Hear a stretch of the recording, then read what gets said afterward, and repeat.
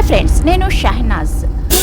తమిళనాట విజయ్ ప్రభంజనం. ద్రావిడ కోటలు బద్దలు. సెయింట్ జార్జ్ కోట దిశగా దళపతి.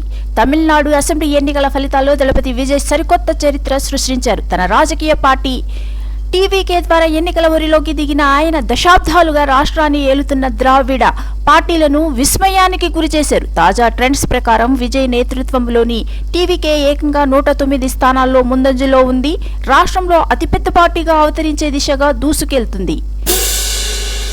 రాజకీయాల్లో సరికొత్త జననాయగన్. సినిమా స్టార్లు రాజకీయాల్లో రాణించలేరన్న అపవాదులు చెరిపివేస్తూ విజయ్ తన సినీ పాపులారిటీని ఓట్లుగా మార్చుకోవడంలో సఫలమయ్యారు. తద్వారా దివంగత నేతలు ఎన్టీ రామారావు, ఎన్జి రామచంద్రన్, జయలలిత వంటి దిగ్గజాల సరసన ఆయన నిలిచారు.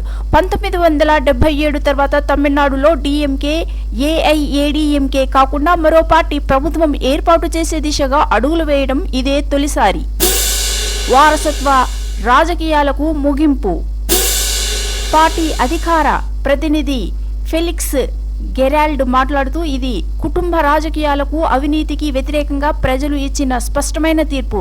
ఎవరి మద్దతు లేకుండా మేము సొంతంగా ప్రభుత్వాన్ని ఏర్పాటు చేస్తాం అని ధీమా వ్యక్తం చేశారు. విజయ్ నివాసము వద్ద ఆయన కుటుంబ సభ్యులు పార్టీ గుర్తు ఆయన విజిల్ సాంగ్తో సంబరాలు చేసుకుంటున్నారు.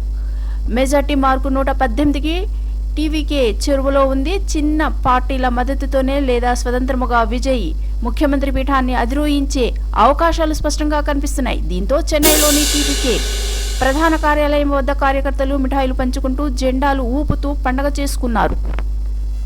సినీ ప్రముఖులు ఎక్స్ వేదికగా శుభాకాంక్షలు తెలుపుతున్నారు. సినీ ప్రముఖులందరూ ఆయనకు శుభాకాంక్షలు తెలుపుతున్నారు.